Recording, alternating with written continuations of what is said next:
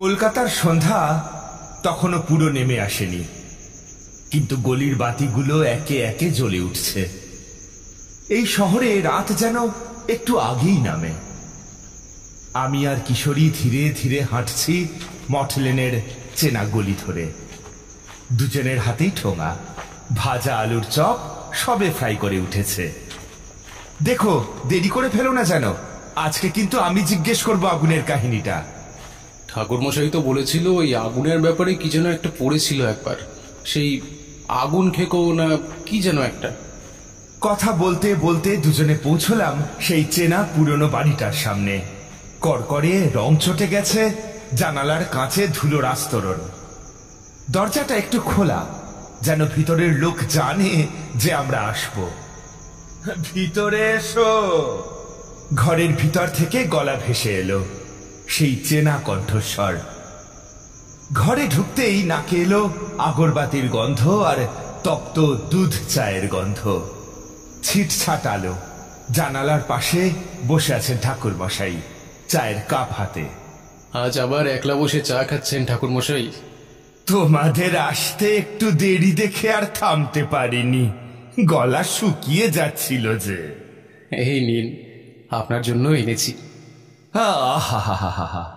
তোমরা না থাকলে আমার এই জগতে টানার মতো কিছুই থাকতো না। ঠাকুরমশাই চপ তুলে মুখে দিয়ে বললেন, আজকে বিশেষ কিছু জানতে এসেছো বুঝি? আসলে ভাবছিলাম আগুন নিয়ে কোনো গল্প শোনাবেন কিনা, মানে ভূতের গল্প, কিন্তু আগুন আছে। ঠাকুরমশাই চুপ করে তাকিয়ে রইলেন। ওনার চোখের মধ্যে একটা অদ্ভুত দীপ্তি দেখা গেল। আগুন, আগুন শুধু পোড়ায় না জানো তো, আগুন নিজেরও জন্ম দিতে পারে। আগুনও বেঁচে থাকে, খায়, ঘুমোয়, জাগে। আর একবার যদি কেউ তাকে ডাক দিয়ে জাগিয়ে তোলে। কিশোরী উত্তেজনায় কাঁপতে কাঁপতে বলল, মানে বহু তো আবার আগুনের মতো হতে পারে নাকি? ঠাকুরমশাই চোখ সরিয়ে জানালার দিকে তাকালেন, যেন কোনো অতীত সময়ের স্মৃতির দিকে চেয়ে আছেন। বেশ কয়েক বছর আগের কথা। নদিয়ার একটা গ্রাম, নামটা এখন প্রায় মুছে গেছে মানচিত্র থেকে। লোকেরা ওটাকে বলে কালীপুকুরিয়া। সেই গ্রামে প্রতি অমাবস্যায় আগুন জ্বলে উঠত। কেউ দেখলে চোখ হারাতো, কেউ পাগল হয়ে যেত। মানে আগুন নিজে ঘুরে বেড়াতো। তা আগুন ঘোরে না বলেই তো ভাবি আমরা বিভূতি। কিন্তু যদি বলি আমি নিজে দেখেছি এক নারী মূর্তি, যার সমস্ত শরীর আগুনে গড়া, যার চোখে তাকালেই ত্বক পুড়ে যায়। হঠাৎ ঘরের জানালা দিয়ে হাওয়া ঢুকলো, আগরবাতির ধোঁয়া ঘুরপাক খেয়ে ছড়িয়ে পড়লো সারা ঘরে। আলোটা কাঁপতে কাঁপতে নিভে যেতে বসলো। সে কি সম্ভব? ভেবেছিলে তো আগুন শুধু উপকরণ, কিন্তু যদি আগুনের আত্মা নিজের মধ্যে ডেকে নেয়, যদি মৃত্যুর সময় নিজের চেতনা আগুনের মধ্যে রেখে যায়, তখন সে কি হয় জানো? কি হয়? তখন জন্ম নেয় আগুন খেকো। সে পুড়িয়ে দেয়, সে খায় আলো, খায় ছায়া, খায় স্মৃতি। ওকে থামানো যায় না, শুধু সময়ের সঙ্গে আটকে রাখা যায়, উপযুক্ত দিনে, উপযুক্ত তন্ত্রে। কিশোরীর গলা শুকিয়ে গেছে। সে বলল, আপনি দেখেছিলেন নাকি ওর সঙ্গে? সামনা হয়েছিল আমার অনেক দিন আগে। আজও মাঝে মাঝে পায়ের নিচে গরম লাগে। সেই মাটির গন্ধ, পোড়া ধানের শ্বাস, কুয়াশার ফাঁকে আগুনের চোখ। ঘরটা হঠাৎ নিস্তব্ধ। বাইরে বেড়ালের ডাক, ঘড়ির টিকটিক, আর কোথাও দূরে বাজ পড়ে। যদি শোনার সাহস থাকে তাহলে আজ বলি সেই কাহিনী। আগুন খেকোর জন্ম আর তার বিনাশের কাহিনী শুনবে তো? আমি আর কিশোরী একসঙ্গে মাথা নাড়লাম। চোখ দুটো জ্বলছে উত্তেজনায়, ভয়ের মৃদু আঁচে। ঘরের আলো যেন আরো ম্লান হয়ে আসে। আগরবাতির শেষ ধোঁয়া উঠে গিয়েই থেমে যায়। তাহলে শোনো, আগুনের গল্প, যেখানে আগুন শুধু পোড়ায় না, আগুন খায়। ঘরের বাতাস হঠাৎ ভারী হয়ে উঠেছিল। জানালার বাইরে কে যেন উঠোনে পায়ের শব্দ করে হেঁটে চলে গেল। আসলে কেউ ছিল না, কিন্তু ঘরের মধ্যে আলো যেন নিভে যাওয়ার আগে জ্বলে উঠেছিল এক অদ্ভুত ধরনের লালাভ ছায়ায়। সময়টা ছিল চৈত্র মাসের ঠিক আগের সপ্তাহ। কুলীন ঘরের লোক হলেও তখন তন্ত্র মন্ত্র, বিচার ও অপদেবতাদের নিয়ে ঘুরে বেড়াতাম। ঠিক সেরকমই একদিন সন্ধেবেলা আমার বাড়িতে এক লোক এসে হাজির। সে লোকটির নাম ছিল ধর্মদাস পাল। নদিয়ার এক গ্রামের মানুষ, কালীপুকুরিয়া গ্রামের। শহুরে মুখ, কিন্তু চোখ দুটো যেন সারাক্ষণ ঘুরছে। ভয় পেয়ে গেছে পরিষ্কার বোঝা যাচ্ছিল। আগে আগে আপনি কি তান্ত্রিক? ধর্মদাস ফিস ফিস করে জিজ্ঞাসা করেছিল। তা কিছু তন্ত্র সাধনার চর্চা করি। আমার ভাই ও পাগল হয়ে গেছে। আগুন দেখেছে অমাবস্যার রাতে। বলছিল সেই আগুন মানুষের মতো দৌড়াচ্ছে মাঠ দিয়ে। হ্যাঁ, আর তারপর থেকেই কেবল চোখ পুড়ে গেল আর চোখ পুড়ে গেল বলে চিৎকার করছে। সে আগুন দেখতে গেল কেন? ভুল করে। গ্রামের পাশে এক পুরনো মাঠ আছে, সেইখানে কেউ যায় না। ওখানে প্রতি অমাবস্যায় আলো দেখা যায়, লাল আগুনের। যেই দেখে সেই আর ঠিক মতো ফিরে আসতে পারে না ঠাকুর মশাই। এই কৌতূহল আমাকে শান্ত থাকতে দেয়নি। আমি ওনাকে বললাম, আপনার সঙ্গে কালীপুকুরিয়া যাব, আর কিছু দরকার নেই। পরদিন আমরা রওনা দিলাম। কালীপুকুরিয়া গ্রাম বলতে গেলে একটা ছায়ার মতো বসতি। গাছগুলো কেমন যেন পোড়া রঙের, কুঁড়ে ঘরগুলো অর্ধেক ভাঙা। মানুষজন মুখ নামিয়ে হাঁটে, কারো চোখে চোখ পড়লে চট করে সরিয়ে নেয়। প্রথমে আমরা উঠলাম ধর্মদাসের মামার বাড়িতে। সেখানে লোকজন রীতিমতো আতঙ্কে। বারান্দায় বসে একজন বৃদ্ধা, তিনি আমায় দেখে বলে উঠলেন, আপনারা সেই পুরো মাঠে যাবেন না, আগুন আছে সেখানে, নরক থেকে আসা আগুন। আমি অবাক হলাম, কিন্তু কিছু বললাম না। আর এক যুবক ফিস ফিস করে জানালো, আগুনের ছায়া দেখা যায় অমাবস্যায় মানুষের মতো, কিন্তু চলাফেরা করে বাতাসে, মাটিতে পা রাখে না ওরা। হ্যাঁ। আমি আরো অবাক হলাম। সেই দিনটা আমি সেখানে থেকে গ্রামের পুরনো ইতিহাস খোঁজার চেষ্টা করলাম। কৌতূহলবশত আমি আবার সেই বৃদ্ধার সাথে কথা বললাম।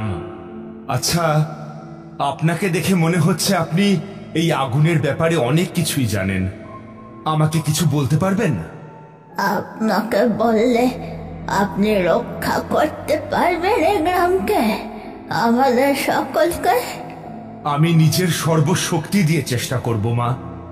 তবে শোনো, এই গায়ের এক পরিত্যক্ত বিদ্যালয় থেকে তুমি অনেক হদিশ পাবে, কিন্তু পরে সবকিছু তোমাকেই করতে হবে। আমরা বললেই সে যে শেষ করে দেবে। ওনার সাথে কথা শেষ করে এক বিকেলে স্থানীয় প্রাথমিক বিদ্যালয়ের পরিত্যক্ত ঘর থেকে এক পুরনো নথি পেলাম, যেখানে লেখা ছিল এক সময় এখানে কুমোরদের এক সমৃদ্ধ সমাজ ছিল। তাদের চাকা ঘুরতো দিনে রাতে, তারা মাটির মূর্তি বানাতো, ঘর সাজাতো, পুতুল গড়তো। সেই কুমোরদের মধ্যে একজন ছিল অদ্ভুত। তার মেয়ে ছিল অগ্নি সাধিকা, আগুনে হাত দিতে পারত, পুড়ত না। তার নাম ছিল জয়ন্তী। ঠিক তার পরের দিন আমি কালীপুকুরিয়ায় পৌঁছই এক সন্ধে বেলায়। হাওয়াটা অদ্ভুত রকমের ভারী ছিল, যেন বাতাসে ধোঁয়া মিশে আছে। চারপাশে পোড়া গন্ধ, শুধু পুরনো ছাই নয়, যেন খুব সম্প্রতি কিছু পুড়েছে। রাস্তার ধারে ছাই ধরা গাছ, কুড়ে ঘরের কাঠের ফ্রেমগুলো আধপোড়া। কিছু বাড়িতে রীতিমতো জ্বালার দাগ এখনো তাজা। আমি নাকটা কাপড়ে চেপে ধরলাম। ওটা আগুনের নয়, প্রতিহিংসার গন্ধ। এক সময় গ্রামের কেন্দ্রের দিকে একটা ছোট পোড়ো কুটির খুঁজে পেলাম।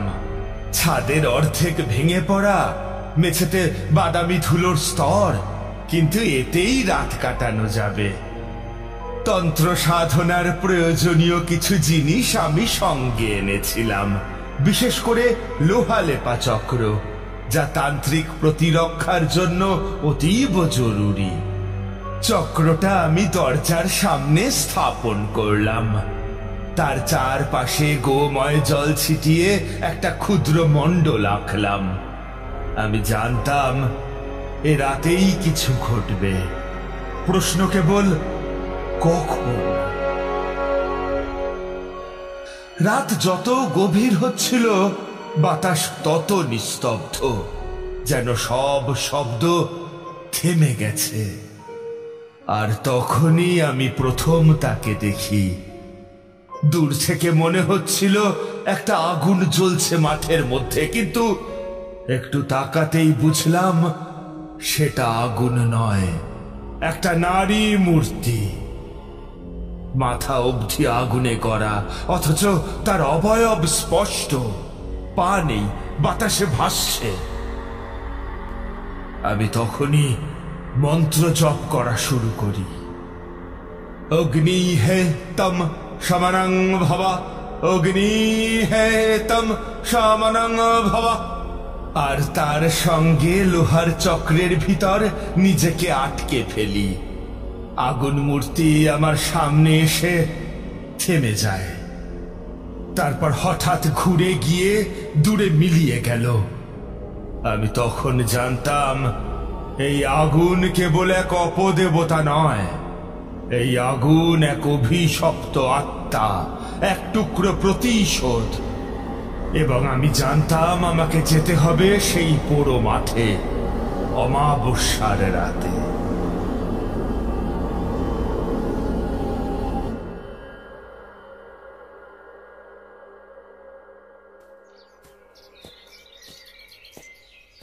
পরদিন সকালে মাঠের দিকটা ঘুরে এলাম। আগুনের কিছুই অবশিষ্ট নেই, শুধু পুড়ে যাওয়া ঘাস আর এক জায়গায় পড়ে থাকা একজোড়া মেয়েলি পায়ের গহনা, আধপোড়া। আমি তখনই এক বৃদ্ধের খোঁজে বেরোলাম, যার কথা আগেই শুনেছিলাম, মঙ্গলেশ্বরী বুড়ি। বয়স ৮০-র কাছাকাছি। সে একমাত্র মানুষ যে এখনো এই গ্রামে একা থাকে। তাকে খুঁজে পেলাম। মঙ্গলেশ্বরীর চোখের দিকে তাকিয়ে বুঝলাম তিনি জানেন। আপনি জয়ন্তীর কথা জানেন? তিনি চুপ করে রইলেন খানিকক্ষণ, তারপর ধীরে ধীরে বললেন, জানতাম, আমার মামার মেয়ে ছিল। কুমোর পরিবারের মানুষ ছিলাম আমরা। ওর হাত আগুনে পুড়তো না, শুনেছেন নিশ্চয়ই? জানি। ও কি অগ্নিসাধিকা ছিল? ছিল বাবু, ছোটবেলা থেকেই আগুন নিয়ে ও খেলতো। আমাদের ঠাকুর ঘরের প্রদীপ নিভে গেলে ও হাত দিয়ে সে প্রদীপ ধরিয়ে দিত। ও বলতো আগুন আমার ভাই। সেই নিয়ে গ্রামের লোকেরা খুব সন্দেহ করতে শুরু করে। তার সাথে কি এমন ঘটেছিল যার জন্য সে এমন করছে? শুনুন তাহলে। তবে যে ঘটনা সেই শান্ত গ্রামকে অভিশপ্ত করেছিল তা ঘটেছিল এক বৈশাখী সন্ধ্যায়। জমিদারের পুত্র জয়ন্তীর রূপে আকৃষ্ট হয়ে বিয়ের প্রস্তাব দিয়েছিল, কিন্তু কুমুর পরিবার তা প্রত্যাখ্যান করে। অপমানে ক্ষুব্ধ হয়ে জমিদার লোক পাঠায়। তারা এসে জয়ন্তীকে ধরে নিয়ে যায়। এক তেল মাখা কুঁড়ে ঘরে তাকে বেঁধে আগুন লাগিয়ে দেয়। লোকেরা তখন দূর থেকে আগুনের লেলিহান শিখা দেখতে পায়। বলেছিল ডাইনি। গ্রামের লোকেরা চুপ করেছিল, কেউ কিচ্ছুটি বলেনি। আমি দেখেছিলাম, কিন্তু কেউ কাছে যায়নি। জমিদারের বয়ে কাছে যায়নি। তবে তার আগেই নাকি জয়ন্তী নিজের আগুন তন্ত্রের শেষ মন্ত্র পাঠ করে আগুনের মধ্যে আত্মবিসর্জন দিয়ে দিয়েছিল। সেই সময় থেকেই প্রতি অমাবস্যায় সেই জায়গায় আগুন দেখা যায়। নারী মূর্তি যার সমস্ত শরীর আগুনে করা।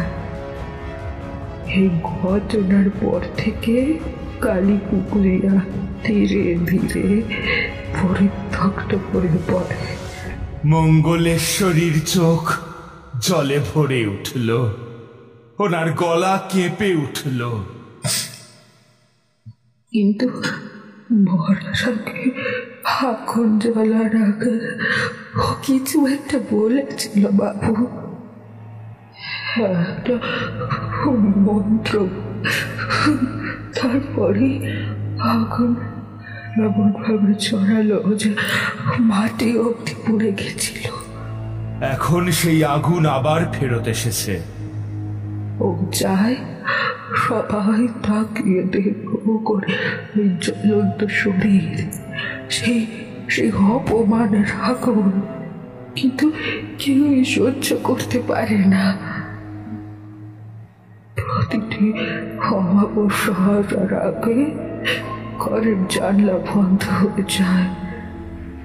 মা সন্তানকে শাসায়, আগুন মার দিকে তাকাবি না। বৃদ্ধেরা বলে আগুন চোখে দেখলে চোখ পড়ে না, মনটাই পুড়ে যায়। আমি এবার পুরোপুরি নিশ্চিত হলাম এটা একটা প্রতিশোধ প্রাণ। কিন্তু তার জন্ম শুধু অন্যায়ের জন্য নয়, নিজের ইচ্ছায়। আগুন দিয়ে সে নিজেকে গড়ে তুলেছে। এখন প্রশ্ন একটাই, ওকে কি ফের থামানো সম্ভব? আগুনকে আগুন দিয়ে দমন করা যায় না, এই সত্যটা আমি তখনই বুঝে গিয়েছিলাম। ওর প্রতিশোধের আগুন শুধু রক্ত বা জমিদারের জন্য নয়, বরং ও জ্বালিয়ে দিচ্ছে ইতিহাস, দুনিয়া, বিচার, সমস্ত কিছু। আমি তাই পথ পাল্টালাম। অগ্নিতন্ত্রের বিপরীতে আমি টেনে আনলাম জলতন্ত্র। তা এমন মন্ত্র শুধু বর্ষাকালে কাজ করে, কারণ জলের পূর্ণ শক্তি তখনই সক্রিয় হয়। আমার হাতে সময় কম, অমাবস্যা আসছে এবং সেই রাতেই আকাশ ভরা মেঘ, বৃষ্টি আর বিদ্যুৎ থাকবে বলেই পূর্বাভাস। আমি প্রস্তুতি নিতে শুরু করলাম, বসলাম ধ্যানে। মধু সুন্দরী দেবী আমায় জানালেন এর উপায়।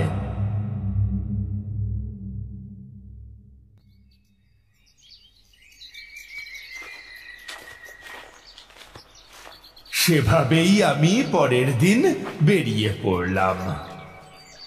প্রথমে গিয়েছিলাম পুরনো এক পুকুর ঘাটে, যেখানে এখনো গড়ল জল নামে পরিচিত এক বিষাক্ত খনিজ জলধারা রয়েছে।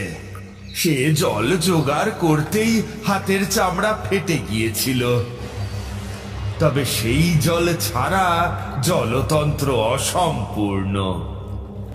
তারপর গেলাম পাহাড়পুর গ্রামের দিকে এক পরিত্যক্ত বাগানে। সেখানে একটি দুর্লভ উদ্ভিদ জন্মায়, বজ্রনাথী। তার পাতার রস বজ্র বিদ্যুৎ প্রবাহকে টেনে আনতে পারে। সেই রস সংগ্রহ করতে গিয়ে পেলাম ধর্মদাসকে, সেই বৃদ্ধ লোক যে প্রথম আমার কাছে এসেছিল সাহায্যের জন্য। তার ভাই এখনো উন্মাদ, আগুনের ভয় নিয়ে চেঁচায়। তান্ত্রিক বাবু, আমি চাই না আর কেউ পাগল হয়ে যাক। আমাকে আমাকে কিছু করতে দিন। আমি তার সাহস দেখে অবাক হয়েছিলাম। তাকে দিয়ে আমি বজ্রনাথীর পাতা কেটে আনলাম। এক হাতে কাঁটা, অন্য হাতে রক্ত, কিন্তু সে থামেনি। শেষ প্রস্তুতিটি সবচেয়ে গুরুত্বপূর্ণ, রৌপ্য ত্রিকোণ। এটা তৈরি করতে হয় উপদেবতার মন্দিরের গলিত রূপা দিয়ে। এক ত্রিকোণ যন্ত্র যেটি আত্মাকে বন্দী করতে পারে। এ কাজে আমাকে সাহায্য করল অশীতিপর সন্ন্যাসী, নাম ধ্রুবানন্দ। তিনি ছিলেন এক সময় আমার গুরু তুল্য, পরে নির্জনে বসবাস করতেন। তিনি ত্রিকোণটি গড়ে বললেন, তুমি যদি দয়া দিয়ে আত্মাকে শাসন না করো, তবে সে শুধু ভয় নয়, অভিশাপ হয়ে যাবে। আমি আমার সবটুকু চেষ্টা করব।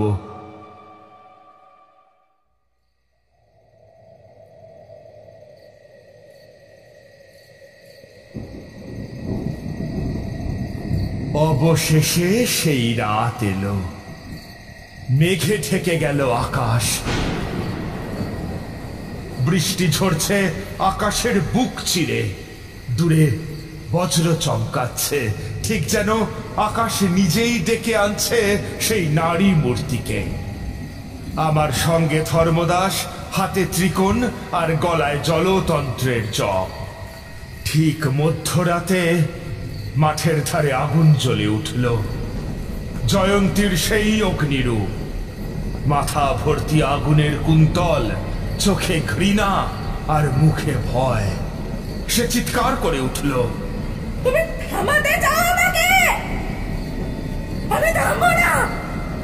আমি জ্বলতে এসেছি, পোড়াতে এসেছি আমি। জয়ন্তী, আমি জানি তুই কেমন কষ্টে মরে গেছিস, কিন্তু তুই যা করছিস তাতে তোকে কেউ শান্তি দেবে না। সেই মুহূর্তে আমি জলতন্ত্র জপ করতে থাকি। বজ্রপাত হলো ঠিক মাঠের পাশে। আমি ত্রিকোণটা তুলে ধরলাম। আগুন খেকো আর্তনাদ করে উঠল।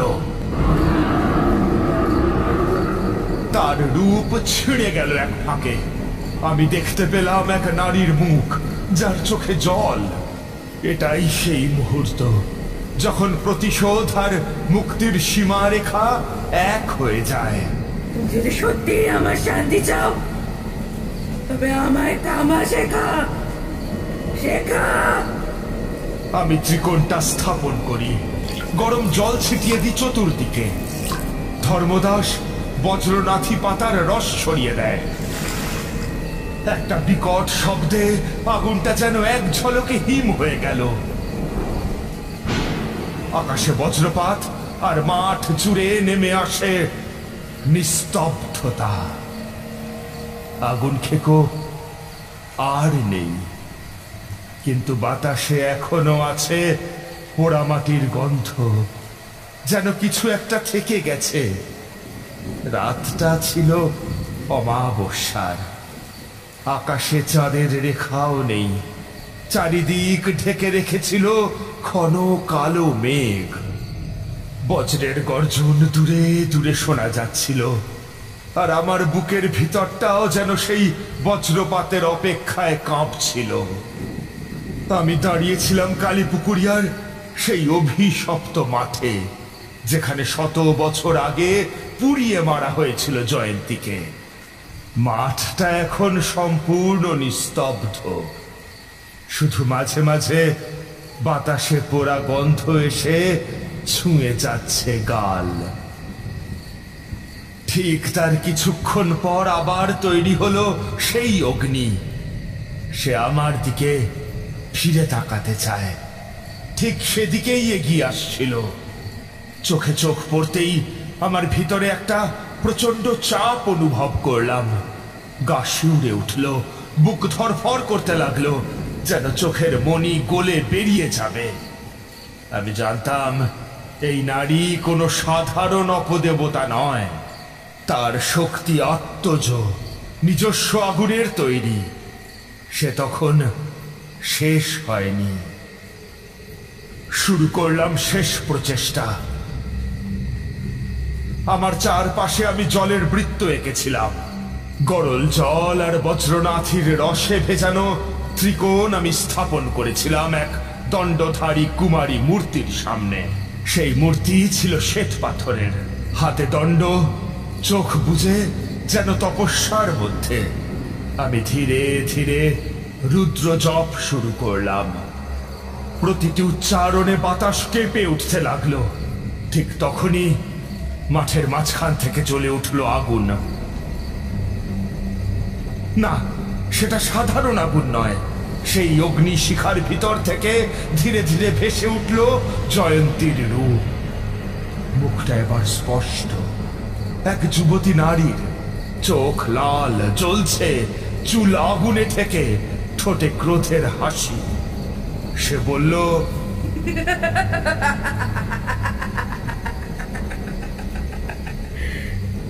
বারবার চেষ্টা করেছিস আমায় থামাতে, আজ তো আমি পূর্ণতায় আছি।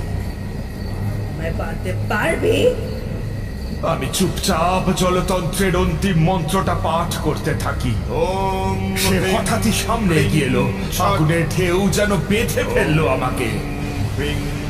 কিন্তু ঠিক তখনই আকাশে বজ্রপাত। সেই মুহূর্তের অপেক্ষায় ছিলাম আমি। বজ্রপাতের আলোয় মূর্তির দণ্ড ঝলসে উঠল। আমি সেই সময় উচ্চারণ করলাম, ওম জলাক্ষরী চেতনা, অগ্নির অধিষ্ঠাত্রী আত্মাকে দণ্ডরূপে আবদ্ধ করো। হঠাৎ করেই চারপাশে কুয়াশা ঘিরে ফেলল।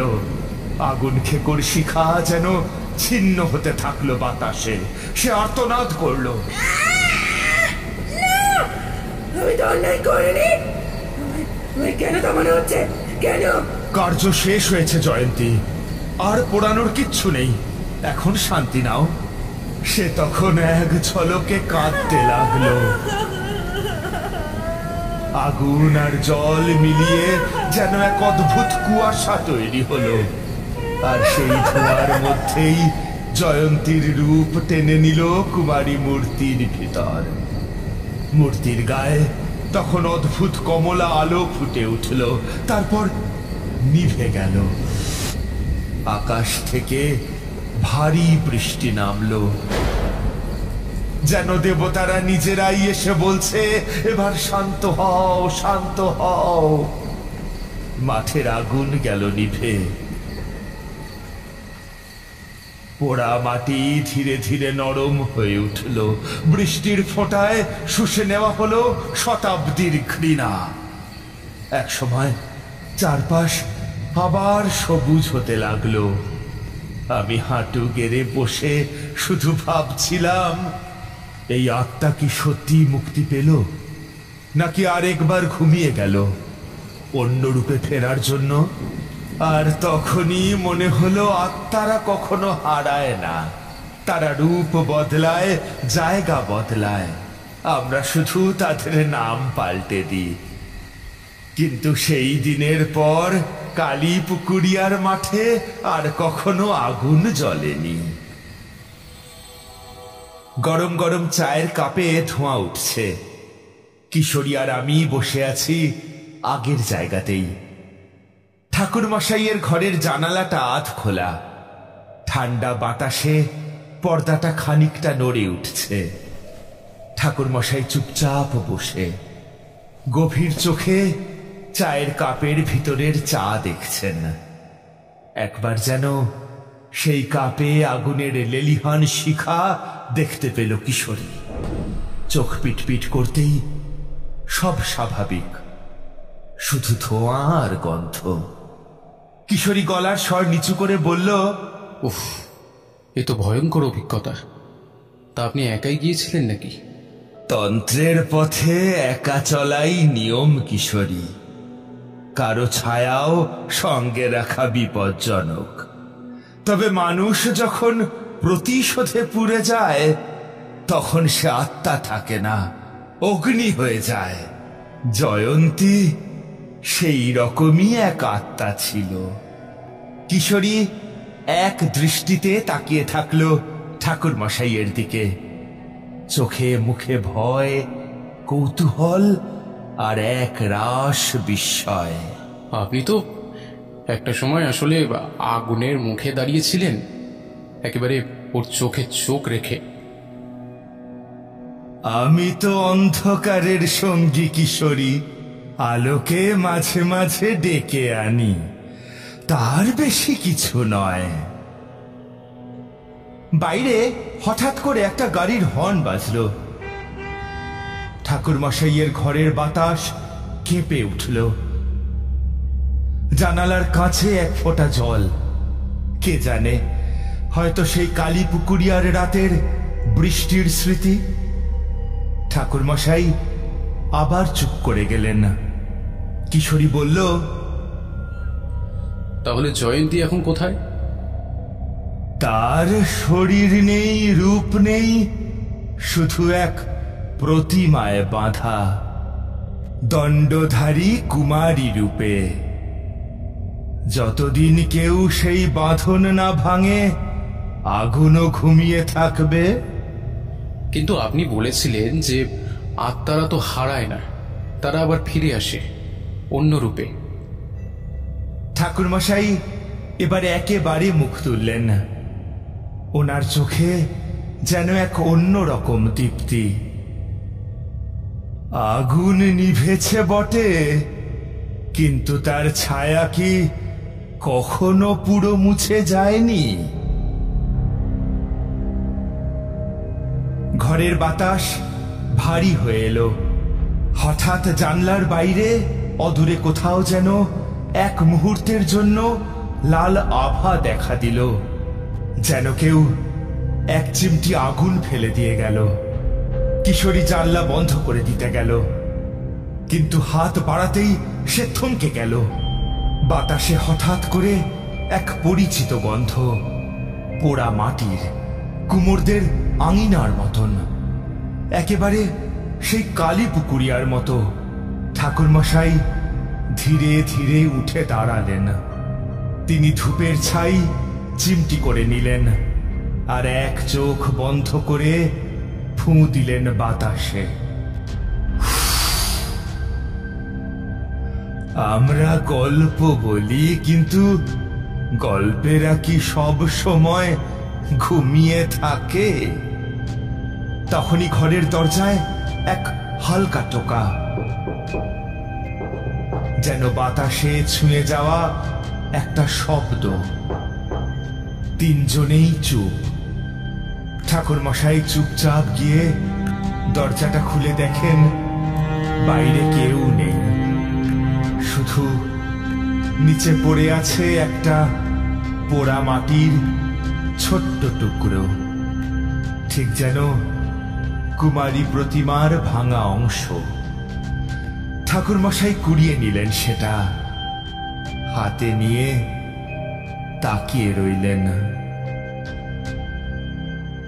শেষ বলতে কিছু নেই, শুধু অপেক্ষা আছে। আর ছায়ারা জানে কখন ফিরে আসতে হয়।